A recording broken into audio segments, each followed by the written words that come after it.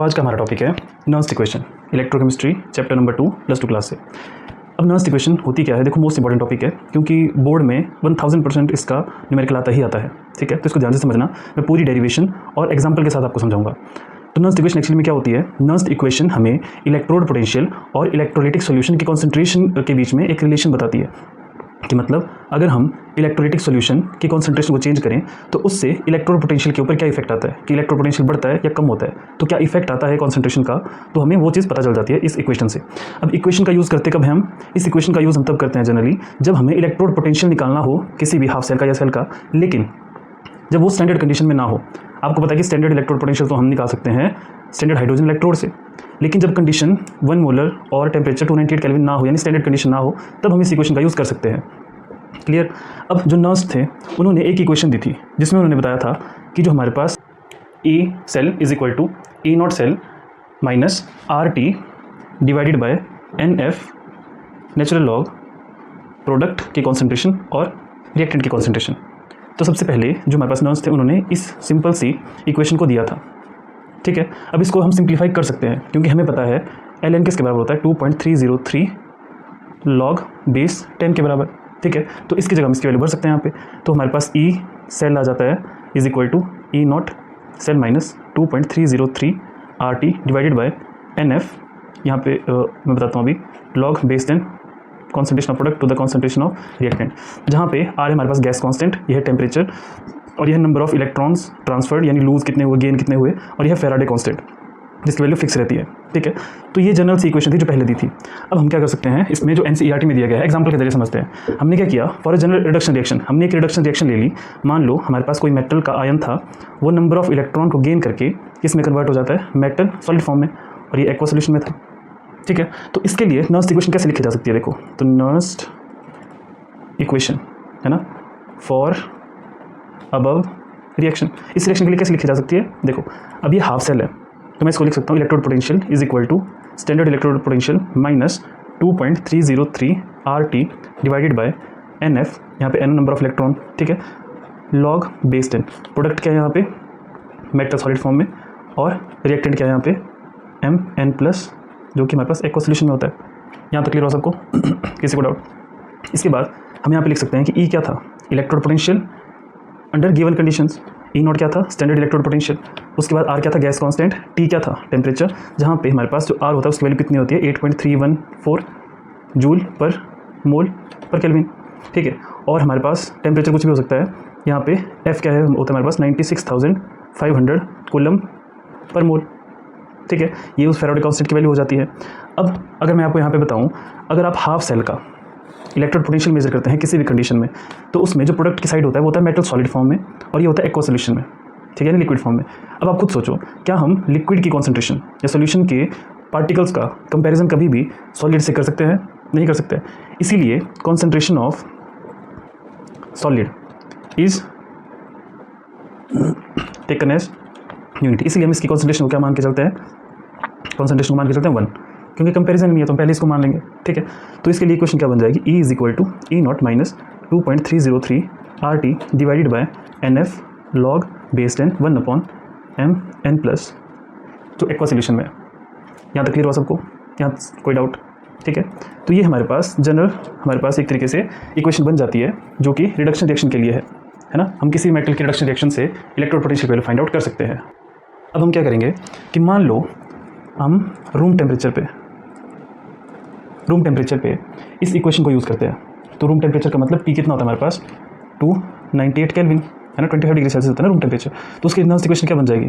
तो Nernst equation will be, देखो इसी के लिए जो हमने अभी देखा था, E is equal to E naught minus 2.303 R होता, लिख लेता हूँ पहले, RT divided by NF log base 10 1 upon metal ion की कॉन्सेंट्रेशन।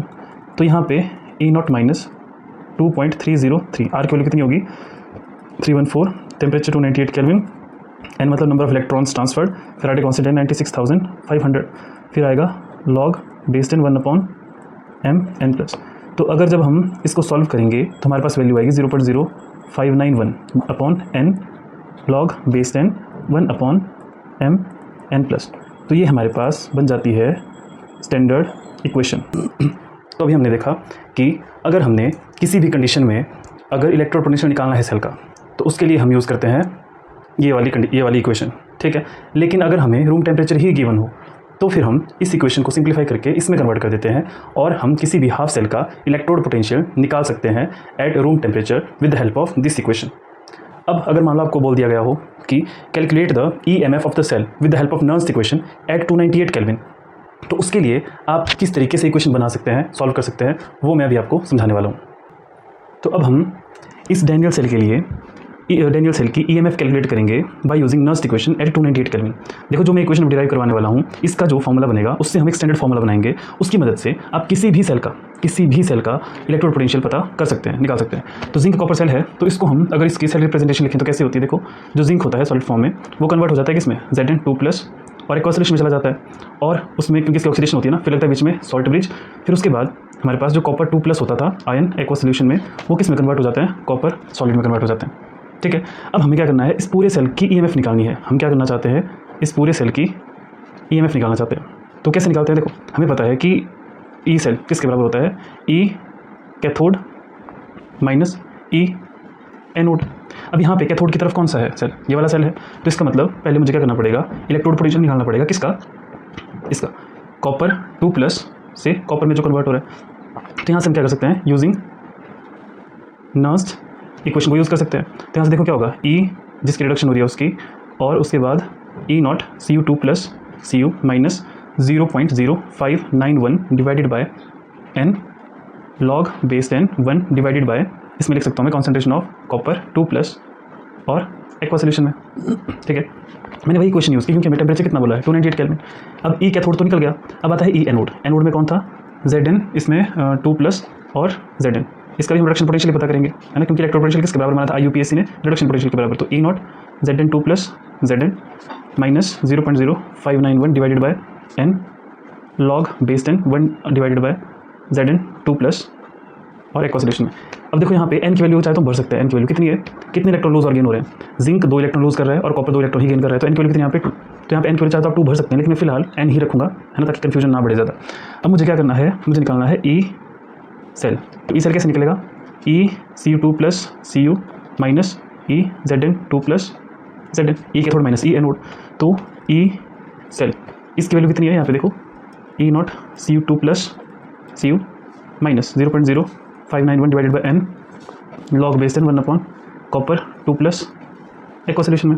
फिर माइनस, है ना, माइनस होगा यहाँ पे E0 Zn2+ Zn minus 0.0591 divided by n log base 10 1 upon Zn2+ और एक्वा सॉल्यूशन में, ठीक है। इसको माइनस कर दिया।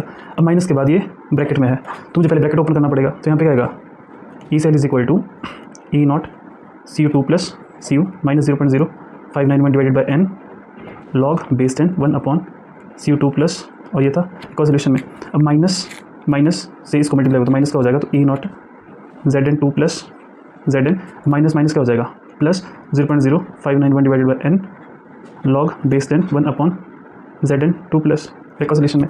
अब देखो मैं जो सिमिलर टर्म्स है, जैसे कि स्टैंडर्ड इलेक्ट्रोड पोटेंशियल है, इसको मैं कैसे लिख सकता हूँ, देखो E cell is equal to E0 copper 2+ copper minus E0 Zn2+ Zn, ठीक है। और इसको मैं इसे ब्रैकेट में लिख देता हूँ, ठीक है। इन दोनों में इकट्ठा कर लिया, क्या था माइनस। इन दोनों में से क्या कॉमन लग रहा है आपको, 0.0591 डिवाइडेड बाय n कॉमन है, और मैंने चलो माइनस को भी कॉमन लिया बाहर। अब अंदर क्या बचेगा, देखो इससे मैंने माइनस कॉमन लिया तो हो जाएगा प्लस का, तो log 1 upon Cu2+ minus log, क्योंकि प्लस का था मैंने माइनस कॉमन लिया है बाहर यहाँ पे, तो एक इस चीज़ का हो जाएगा माइनस का हो जाएगा यहाँ पे, है ना, ये वाली चीज़। तो log base 10 1 upon Zn2+ aqua solution में। यहाँ तक क्लियर हुआ। अब देखो E cell is equal to, ये क्या दिख रहा है आपको, E cathode minus E anode, लेकिन ये स्टैंडर्ड है, नॉट काउंट स्टैंडर्ड कंडीशन में। तो मतलब ये क्या आ गया हमारे पास, standard electrode potential of the cell, ठीक है। ये किसके बराबर आ गया, E0 सेल के बराबर माइनस 0.0591 डिवाइडेड बाय n। यहाँ पे अगर आप देखेंगे तो यहाँ पे एक फॉर्मूला यूज़ हो सकता है, जो कि होता है log a minus log b, log a minus log b, ये होता है log a अपॉन b, ठीक है। तो यहाँ पे क्या हो जाएगा, log a अपॉन b में log बेस 10 चला हुआ है, तो 1 अपॉन Cu2+, ठीक है, इसकी concentration divided by 1 upon Zn2+ की कॉन्सेंट्रेशन, ठीक है। तो इसको मैं और सिंप्लीफाई कैसे कर सकता हूँ, देखो E naught cell minus 0.0591 divided by N log base 10। अब देखो इसको मैं ऐसे सॉल्व कर सकता हूँ, यहाँ पे जिसको डाउट है उसको मैं समझा देता हूँ। देखो अगर 1/a है डिवाइडेड बाय 1/b है, तो इसको सिंप्लीफाई कैसे कर सकता हूँ मैं, 1/a को मैं ऐसे रखूँगा, अब डिवाइड इसको मैं कर दूँगा मल्टीप्लाई, तो डिवाइड का उल्टा हुआ मल्टीप्लाई, तो इसको मुझे उल्टा करना पड़ेगा, तो ये आ जाएगा b/1, तो यहाँ पे आ जाएगा b/a। ठीक है, तो b क्या था यहाँ पे जिंक और a क्या था यहाँ पे कॉपर, तो यहाँ पे आ जाएगा Zn2 plus divided by copper 2 plus. आप इसको ऐसे सॉल्व कर सकते हैं, क्लियर। तो आगे मेरे पास CE सेल की वैल्यू। अब जो हमने इक्वेशन देखी उसको हम कैसे लिख सकते हैं, देखो एक बार फिर से लिख देता हूँ, E cell is equal to E naught cell minus 0.0591 divided by N log base 10 Zn2 plus divided by copper 2 plus.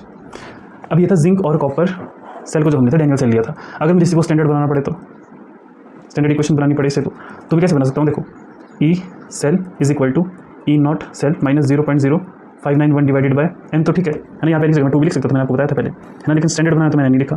फिर लॉग बेस 10। अब देखो जो जिंक 2 पॉजिटिव है ये किस तरफ होता है, एनोड की तरफ या कैथोड की तरफ, बताओ जल्दी। जिंक होता है उस तरफ जहाँ पे होती है ऑक्सीडेशन, ऑक्सीडेशन की तरफ क्या होता है एनोड, तो इसकी जगह मैं क्या लिख सकता हूँ एनोड। और ये किस तरफ होता है कैथोड की तरफ, तो concentration of anode divided by concentration of cathode, ये क्या होता है हमारा कैथोड की तरफ होता है। ठीक है, तो यहाँ तक तो क्लियर हुआ आपको। लेकिन एक चीज़ और है, आपने जो खास ध्यान रखनी है, यहाँ पे अगर हमने देखा कि Zn के साथ कोई कोफिशिएंट नहीं था, लेकिन बाई चांस अगर किसी के साथ कोफिशिएंट हुआ तो जो कोफिशिएंट होता है वो कॉन्सेंट्रेशन की चला जाता है पावर में। यहाँ पे एग्जांपल के लिए मैंने लिख लिया A और यहाँ पे लिख लिया B, जहाँ पे A and B are the coefficients. ठीक है, एग्जाम्पल के तौर पर देखो मैं इसे समझा देता हूँ आपको। अगर मान लो ऐसे लिखा हो Ag+2, ठीक है, तो Ag+2 जनरली होता है कैथोड की तरफ, है ना, तो कैथोड की जगह मैं क्या लिखूंगा, यहाँ पे मैं लिखूंगा ऐसे Ag+ और जो कॉन्सेंट्रेशन होगी उसकी पावर में चला जाएगा 2। समझ में आया, ये जो A और B है ये वाले कोफिशिएंट्स हैं, तो इनको हम यहाँ पे लिख सकते हैं। इसके बाद मैं एक न्यूमेरिकल आपको सॉल्व करवाऊंगा, तो अगर आपको इसमें से कुछ भी डाउट है तो आप पूछ सकते हैं कमेंट सेक्शन में, आपको आंसर दिया जाएगा। ठीक है, और अगर आपको जो न्यूमेरिकल चाहिए वो आप भी कमेंट सेक्शन में पूछ सकते हैं, ईजी से ईजी लैंग्वेज में आपको समझा दिया जाएगा। ठीक है, ओके, थैंक यू।